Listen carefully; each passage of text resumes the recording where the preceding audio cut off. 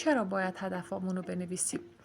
انسان بدون هدف مثل کشتی بدون سکانه، حرکت میکنه ولی به هیچ جا نمیرسه.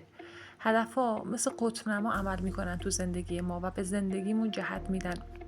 رؤیای بدون نوشته فقط یه خیاله. وقتی هدفات رو روی کاغذ می‌نویسی، در واقع داری بهشون زندگی میدی.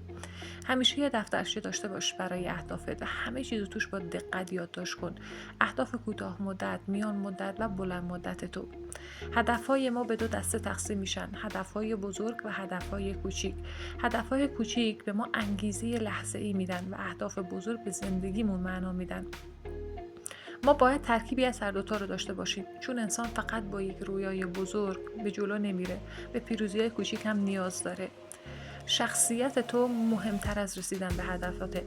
هدف واقعی از تعیین اهداف فقط این نیست که اونا رو به دست بیاری، بلکه اینه که در مسیر رسیدن به اونها به چه کسی تبدیل میشی. در این مسیر یاد میگیری صبور باشی، انضباط داشته باشی و رشد کنی. خیلی‌ها فقط هدف تعیین میکنن اما بهش عمل نمیکنن. اهداف بدون عمل مثل نقشه‌ای هستن که هیچ وقت سفر نمی‌کنی. هدف گذاری یعنی رشد کردن مقصد، عمل کردن به هدف‌ها یعنی حرکت به سمت مقصد و ترکیب هر دوتای اینا میشه موفقیت.